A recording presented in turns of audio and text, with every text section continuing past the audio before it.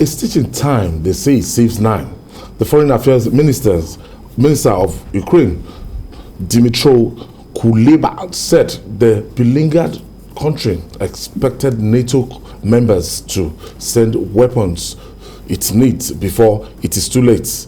He insisted that they have to act quickly as Russia readies another major offensive. Meanwhile, the United Nations General Assembly has suspended Russia from the UN Human Rights Council over reports of gross and systematic violation and abuse of human rights in Ukraine. Judy, what is the significance of this?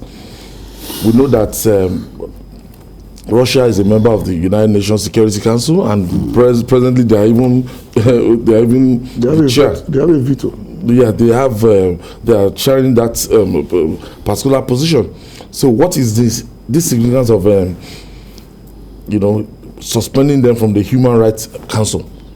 I think that basically when some mass graves were uncovered in Ukraine, people began to look in the direction of Russia, that it must be the Russian troops that have occupied that area. Don't forget that in the bombing that the Russians have been carrying out in Ukraine, schools, maternities, even malls, civilian areas, residential areas have been leveled. So if you are attacking hospitals, schools, food stores, and even a nuclear power plant, naturally those places should not be attacked in the case of war. People are increasingly seeing this war as taking more civilian lives than even the lives of servicemen. And the investigation of the mass grave is still on. The Chinese, who are believed by their actions to be supporting Russia, although they are claiming that they are sitting in the middle. They have been saying, no, we don't want war, but they've not condemned the invasion. You can say you don't want war, but they are saying that NATO caused the invasion in the first place. The Chinese have their issues with NATO because in 1999, NATO bombed the Chinese embassy in Belgrade. They have not forgiven NATO for that. So they have their issues. They are not overwhelmingly supporting Russia. They are trying to stay in the middle by saying, look, we want people to have access to humanitarian support. We don't want the war. But they are not coming out to condemn Russia for going to war with Ukraine. Now the Chinese are saying, let them investigate these mass graves fully, so that we know who indeed is responsible. In their view, it's possible that the Ukrainians killed their own people. But you and I know that that is unlikely. We've seen videos of hospitals. We've seen videos, even a kindergarten school.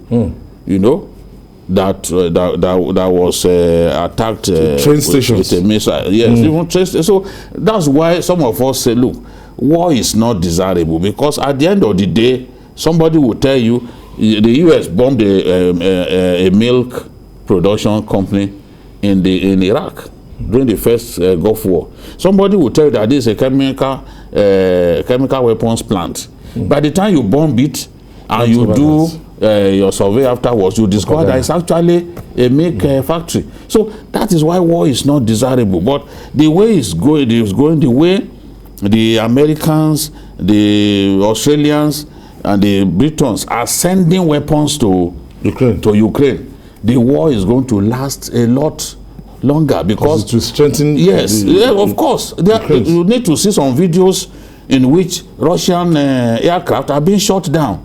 Russia has not achieved its aim because it thought it to be a very quick. We are now about 2 months into the war, and they've not been able to capture any of the 10 biggest cities in Ukraine. So they now have to getting support from the international Yes, because those missiles, there's a missile that's called Javelin.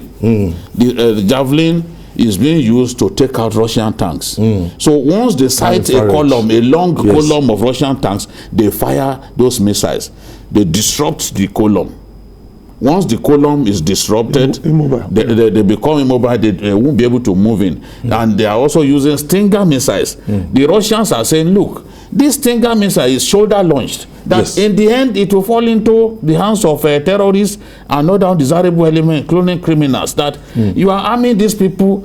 When the war ends, it will become a big problem. So I just hope that this Russia and Ukraine will find a way to sort this thing out, so that the sufferings of the civilians will come to an end. Now, when you look at the humanitarian crisis, in terms of the number of people that have even moved out of Ukraine right now, going to Poland, going to some other countries around, across the world, and you don't see we now have only men that want to wait, that are determined to defend their land and everything. But the man Putin seems not to be moved. Well, you have to put it in perspective, really. This is war by proxy, basically. The West, they do not want to go into the war physically. So they are using Ukraine basically as a testing ground for some of these new technologies. New weapons. When it's coming in, and they are using it very effectively. So you can say they are very callous in that regard. But we all know that there will be casualties of war. And I'm sure Russia too expected there will be some resistance. Not to the level that they got, obviously. But when they started, Putin promised that this would be like the Israeli-Arab war, that it will be over in a week. The 8-day or 6-day war. Now it's going to 3 months, and they are nowhere near Kiev, which is the price target of this war. And about those people living in Ukraine, of course, you and I know that until recently, Ukrainians are the major force when it comes to certain jobs in parts of Europe, especially the UK and France. And because of the new immigration law, they have to leave UK and go back home. So they simply opening the door for skilled labor needed in other European countries to drive out of Ukraine to other countries as well. I think what we need to understand is the fact that this will not shake Russia's resolve in whatever they want to achieve. It will make things harder. And it's horrible in anything that we look at people's homes destroyed. And I don't think we need to worry ourselves too much about the outcome. We should worry about people dying, children dying, and why, for God's sake, should a war power like Russia decide that targeting civilian targets is the best way to go when you know the areas to attack in the countries you are invading. You know the troop concentrations, you know the army bases. Those are the places to go to. You know the places to attack. The number of years that it take to build this. Of course. It will take decades. And you know, a country of 50 million people, it's not going to be easy to invade. You see, sometimes bullies take action only to regret it. China at a point thought it could just simply overrun Vietnam. It had to live in disgrace. And Afghanistan. Yes. Russia went to Afghanistan. They lost. It was disgraced. Russia was disgraced by Japan in 1939. So Russia doesn't always have its way, but the man Putin is bent on achieving his goal of bringing Ukraine to its knees. But one thing I'm impressed about is the resolve of the average Ukrainian. Look at those boxers. Those two Klitschko brothers, they are at home, they are fighting. They say, we are going nowhere, this is our land.